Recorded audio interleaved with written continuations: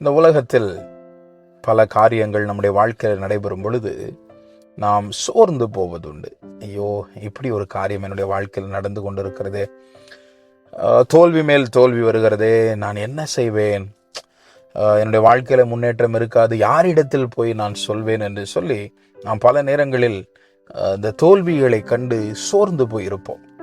அந்த சோர்வுகள் வரும் பொழுது கூட அதை போய் நாம் யாராவது ஒரு மனிதரிடத்துல, நம்முடைய நண்பர்களிடத்திலோ அல்லது உறவினரிடத்திலோ பெற்றோரிடத்திலே நாம் போய் சொல்லும் பொழுது அவர்கள் சொல்வார்கள், நான் அப்பொழுதே சொன்னேன் அல்லவா, நீ இப்படி செய்திருக்க வேண்டும், அதை செய்திருக்க வேண்டும், இதை செய்திருக்க வேண்டும், உனக்கு இது தேவைதான், நீ இப்படிப்பட்ட காரியத்தை செய்த, அன்றைக்கே அப்படி செய்தாய் என்று சொல்லி நம்மை இன்னும் காயப்படுத்துகிறவர்களாக அவர்கள் இருப்பார்கள். யாத்திராகமம் 6ஆம் அதிகாரம் 13வது வசனத்திலே ஆண்டவருடைய ஒரு அழகான ஒரு குணாதிசயத்தை நாம் பார்க்கிறோம்.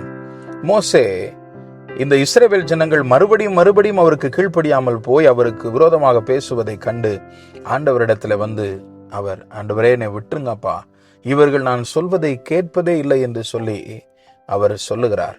ஆண்டவரிடத்துல வந்து சொல்லுகிறார். சொல்லும் பொழுது 13வது வசனத்திலே ஒரு வார்த்தை போடப்பட்டிருக்கிறது பாருங்கள்.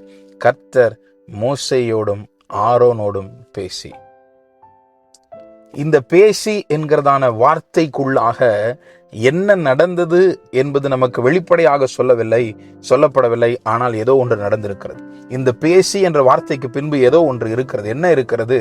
ஆண்டவர் மோசேயும் ஆரோனையும் தைரியப்படுத்தி இருக்கிறார், ஊக்குவித்திருக்கிறார். நீ இன்னும் உனக்கு பலன் இருக்கிறது, நீ போ, நீ இந்த காரியத்தை உன்னால் செய்ய முடியும் என்று சொல்லி கட்டளை கொடுத்து அனுப்பினார் என்று சொல்லி வேதம் சொல்கிறது. பிரியமான தேவனுடைய பிள்ளைகளே, நம்முடைய தேவன் சோர்ந்து போனவர்களை இன்னும் சோர்வாக்குகிறவர் அல்ல, மனமடிந்து போனவர்களை இன்னும் காயப்படுத்துகிறவர் அல்ல.